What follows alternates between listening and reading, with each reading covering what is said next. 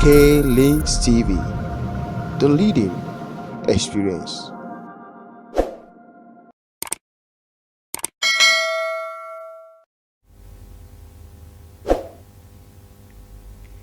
Welcome viewers again to your favorite program, Trending National Issues on K-Links TV. I'm Abimbola Makine. With me here is a public analyst, Mr. Kayode Olorundare. Thank you very much for having me. Today, we are going to have a discussion on Oyo gubernatorial race, 2023 gubernatorial race. We've been seeing the emergence of candidates of different political parties. But based on their strength, spread, and a population of party members, it is not unlikely to say that we really have like three political parties in this 2023 race. The incumbent governor, the incumbent party, the People's Democratic Party, under the leadership of Engineer Seyi Makinde, is seeking a return. We have in the APC, which lost it in the last election in 2019, lost the state, is trying to reclaim the state back with his candidate, Senator Teslim Folarin.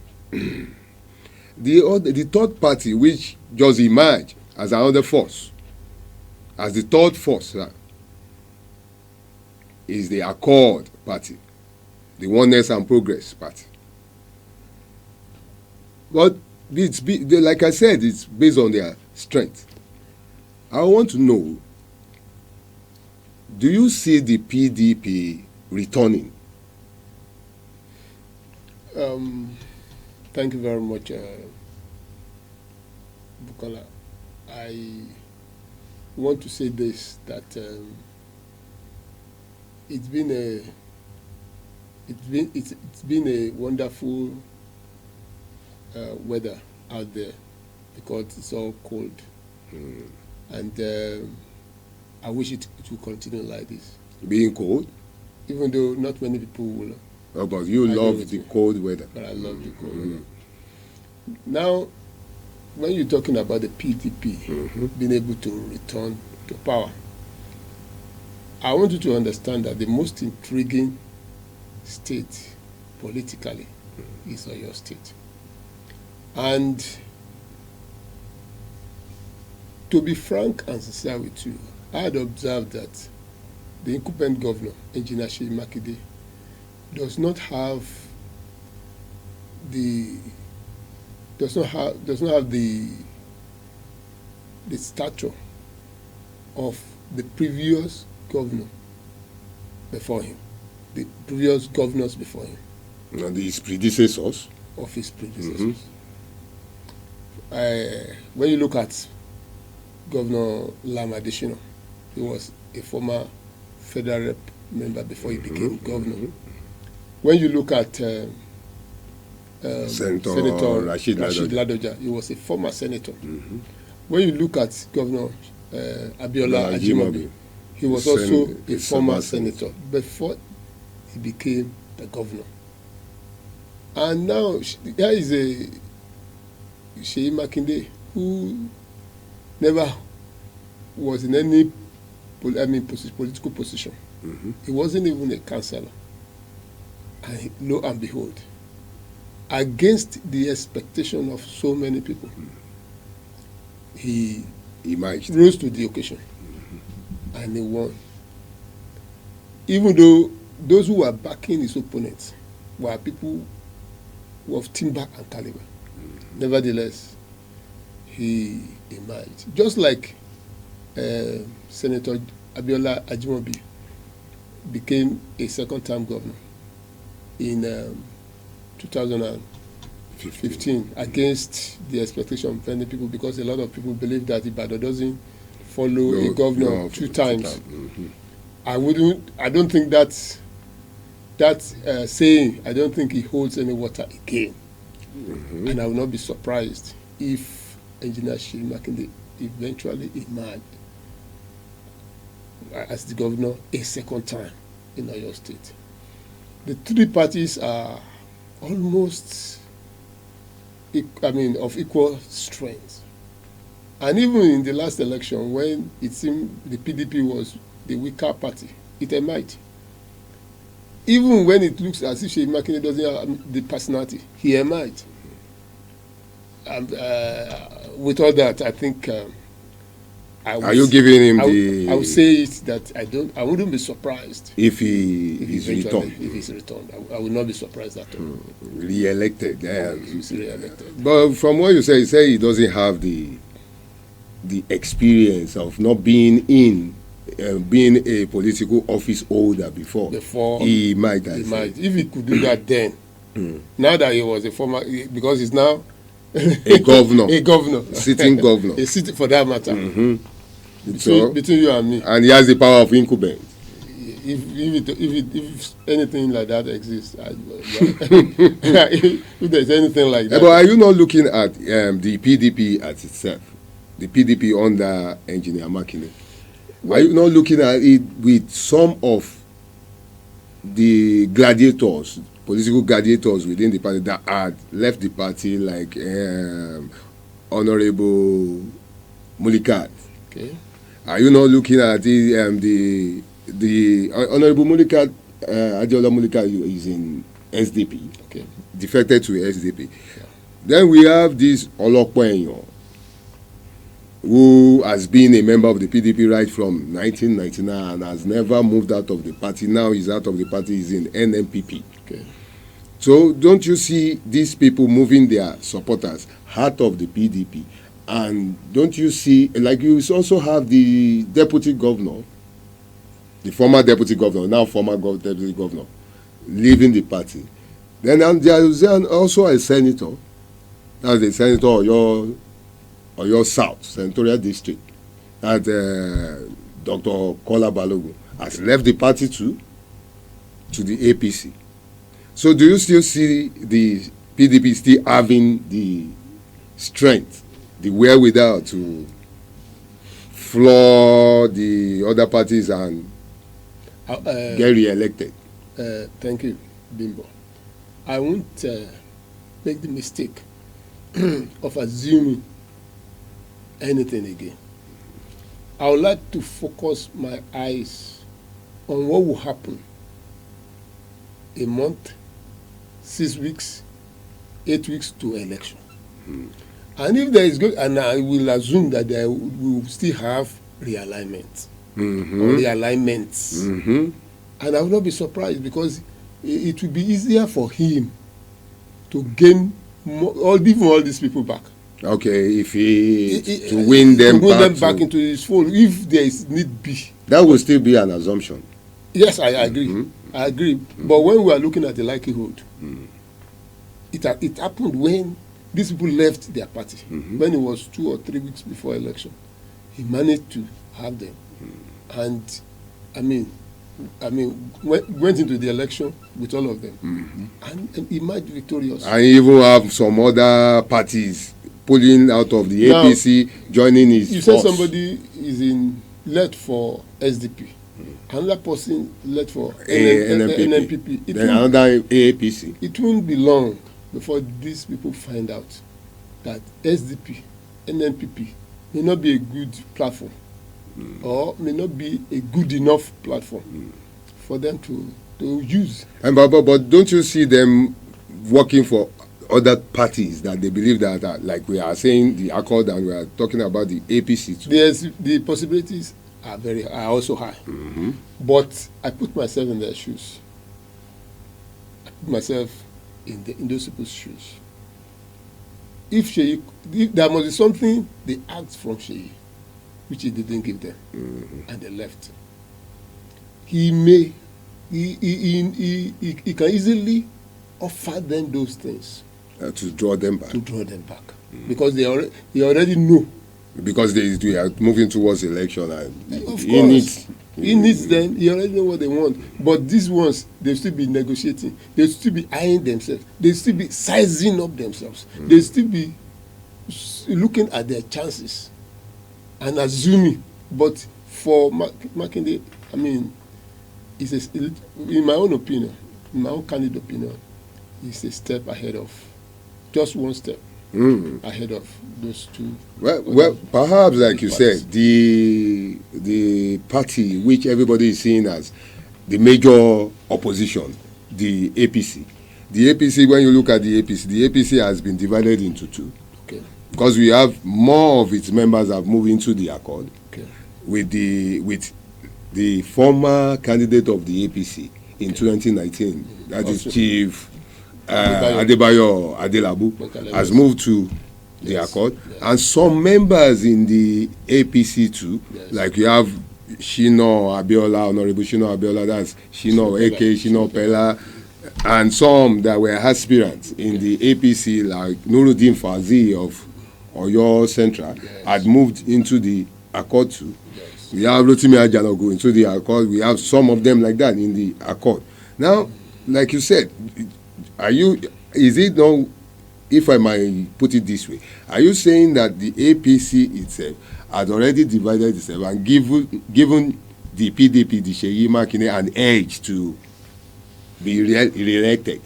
Now, I don't want to, it's not as big as you are trying to make it. I only mentioned that she has an edge, or it's just a step. But when you look at the APC, let's talk about the APC right now. When you look at the APC that are broken to two, I think. What are the chances of APC? I think it was good for them to break into two. How will you? The reason is this: they were getting too big, and when you have a big party like that, you have a lot of crisis in it, and so. It shows that it's like they are. It's like a bed of strange. They're different strange. They're strange bedfellows. Okay. They're strange bedfellows. We can see that. With Teslim Folari from the PDP, interested in being governor. Okay. And the Adelabu Benkeleme is also interested in being governor. Then you know that we have strangers who will not likely work together there. And it is no big surprise when the parties, splitted into two. But those two parties, those two entities, in my own opinion, they are big enough to contest and win elections. Because of their strength and they still have strength. And don't forget that APC has the two senators. They lost only one. Federal House of Federal Rep member. They lost only one. And when you look at the local government chairmen that they used in the past, all of them, most of them, let me put it down, they are still in the party. The only person they've lost, the only person they seem to have lost is the former Algon chairman. Yeah, Honorable Abbas Aleshino. He's now in the Accord. It's not in the Accord, and it is not a small thing. I can tell you that. Are you saying he has the weight? He has that weight too. What about the Fauzi? Let's first discuss the APC, like you are saying. Okay. I like now, when you are looking, if you ask me to talk about Fauzi, I would say that he had never been. He has no one an elective post. Neither had even contested. So I don't really know his strength. I know he's mustering enough. He's mustering enough supporters now. But then I wouldn't. Say anything that I don't have a proof of. Hey, but yes, I should speculate, but I don't want to be over speculative, if I can use that word. All right, but the APC, I'm saying on the APC, don't you see the APC as shooting itself in the leg with the Jagba? We must have heard of the Jagba the Jagba syndicate, the Jagba strategy, where many had alleged the candidate of the I want you to know that APC now, the governorship candidate of hijacking the structure of the party. Since last year, we've been hearing about this, and it came to pass. If it's a rumor, but it came to pass. But based on his own experience, he said he has been a senator 3 times, and Senate leader is more experienced than them. But do you see him, the party having coherence and the unity to forge ahead and challenge? No, if APC will lose the election in 2003, it won't be because of the Jagba issue.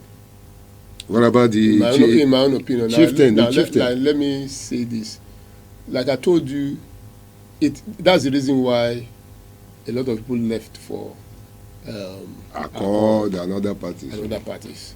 And even then, after leaving for Accord and other parties, APC still have, in my own opinion, enough strength to win election. It is now in the hands of the leaders of APC, in the hands of the leaders of Accord, in the hands of the leaders of PDP to know how to muster the strength that they have. They still have enough strength, in my own opinion, and the election can go either. I mean, in the 3 ways. So for APC, it won't be. They don't have any excuse. I mean, if they lose, they should just accept that they lose. Because of the Jagba. Let them not say because of Jagba. Okay. No. Anybody, those kind of things happens in politics, and that's it. Now to the Accord. I think the first time, not the first time, we've had such since 1999. We've had Accord coming out. Not now. Accord came out in 2011. Okay. Now Accord is back now. We have ANPP coming out in 2007. Okay. With Ajimobi going as the governorship candidate. And nobody ever knew the Accord was, ANPP was not that strong. Okay. That's why the fact that we can say Accord, then when it came out, he had a former governor moving into it, so he will have crowd. But perhaps ANPP had a slight crowd then because Ajimobi was the senator. Yes. Of Oyo South Senatorial. He was a senator of Oyo South. So how do you now see this Accord now with Adelabu of the Penkelemes political dynasty? Will he, like you said, you've already analyzed that he can go any way among the 3. But what about how do you describe his strength and his moving into the... Now, it is difficult for now to say that this is the way it will go. And I would say that Accord has potentials. And it depends on the way they muster the potential that they have. Like I told you. Like you said. They have some of the strong people in the former APC. And these people, when they came together in 2011, they won an election. They did the same thing in 2015. Depending on who is leading them. Depending on the character of their governorship. And the followership. We already had the followership. No, those ones that moved into... That's what I'm saying. They moved with their supporters. Yes? They moved with their supporters because I will use, like I said, Omoba Prince Abbas, for example, he moved with a lot of his supporters. And normally, I mean, the election in Oluyole local government should tilt towards wherever he is. Ordinarily. You believe so? It should. I'm not saying it will. Okay, it should tilt to wherever he is. So, but it depends on the way they play their games. I have not. We should not talk as if we have come to the end of all these intra-party infractions. Because the campaign has not even started. It can even still come up. I wouldn't be surprised if I see Accord Split. and APC coming together to fight PDP. And it might even be APC that will go to PDP. Even Accord can go to PDP to fight APC. You cannot predict politicians. When there is coming to be a time that everybody will realize its potential, its full strength, and they wouldn't want to gamble, because an average politician wants to win. They have winning mentality, and that mentality develops towards the election. When the election gets close, things will begin to happen. So even a day to election, I will not be able to predict who will win this particular election, because this particular one is going to be just like that. Because their strength, the strength of the three of them, they are very close to one another. Well, you are saying that you can see it's likely the Accord might come back to the APC where it's defected from. No, I didn't say that. No, you said it is likely, as in politics. I didn't say that it is likely. I said anything can happen. And when you talk about anything, Accord merging together again with APC, it's anything. Likely. It's anything. You know that now it has become a bargain. If they are coming together now, it will be a bargain. They will bargain it out amongst themselves. It is a different thing when they were doing primaries. It is now going to be a different thing to when they did their primaries and there were a lot of fight. This time around, if they are coming together, everybody will know who is taking who, and it will be of mutual agreement.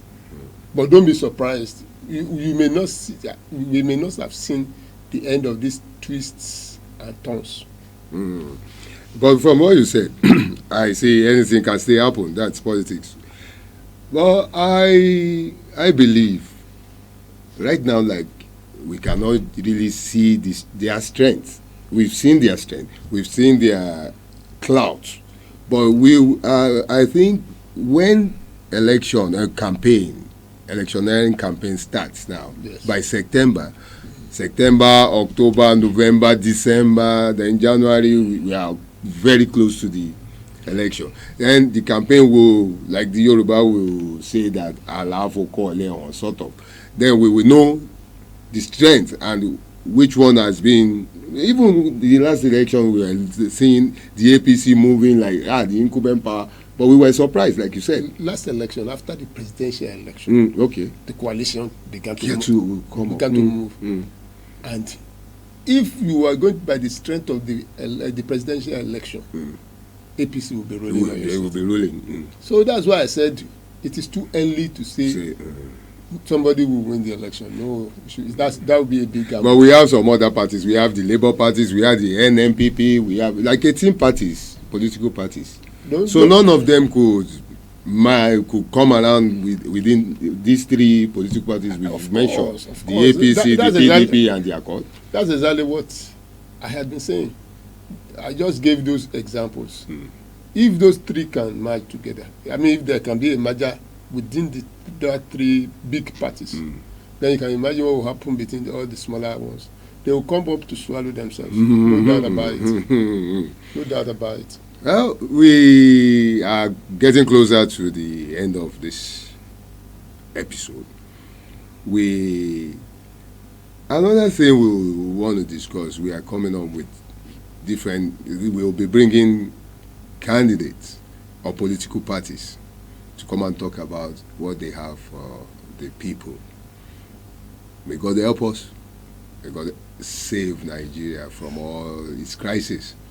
I know one day we get there. We're already there. We shall overcome. Someday we'll overcome. We have even overcome. You are just thinking. You are looking at US to compare with Nigeria. I'm not doing that. I'm not doing that. I'm not looking at US. I want to see where we don't have. I want you to look at Benin Republic. Benin Republic. Well, instead of looking at US.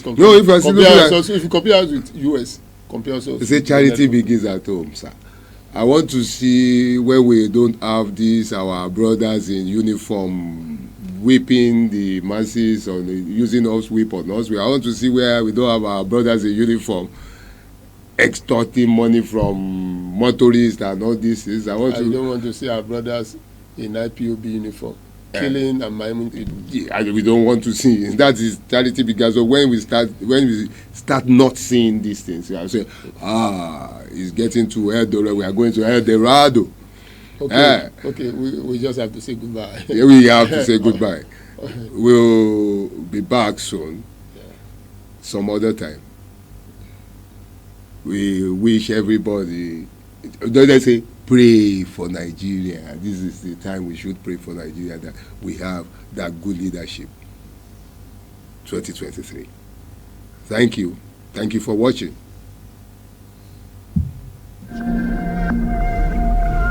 K Links TV, the leading experience.